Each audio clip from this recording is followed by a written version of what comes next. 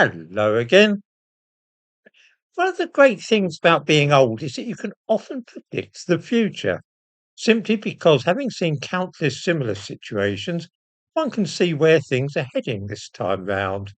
It's simply another iteration of a familiar scenario.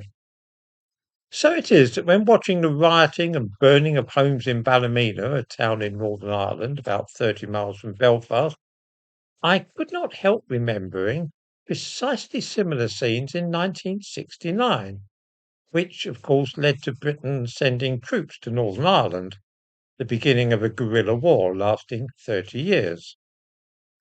Similar scenes have, of course, been seen in recent months in the Republic of Ireland as well, with vehicles set on fire and police battling rioters.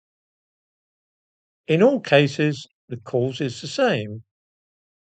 Having seen the British troops leave Northern Ireland, what most people in Ireland, North and South, wanted was to be left alone to live their lives in peace.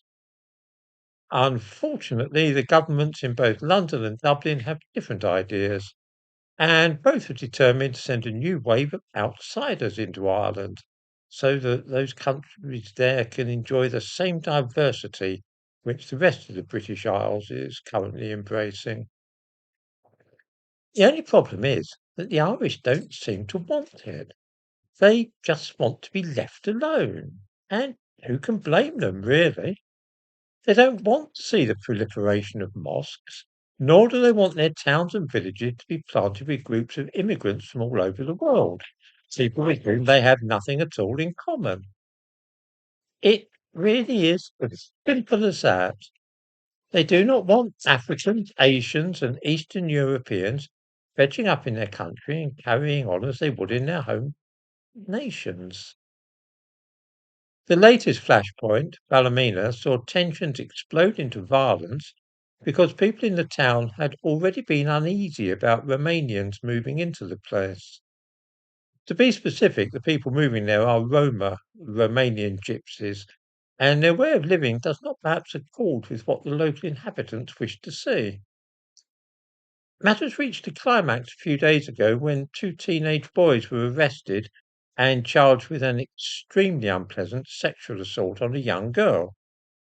Needless to say, the youths required an interpreter when they appeared in court, and for the local people, this alleged incident was the final straw. They took to the streets and decided to take matters into their own hands by driving out the immigrants and setting fire to their homes. The police were helpless.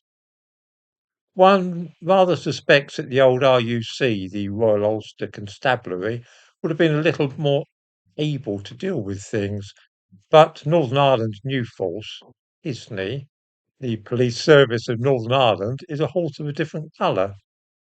As is sometimes remarked, Disney rhymes with Disney, and these characters lack the toughness which distinguished the RUC.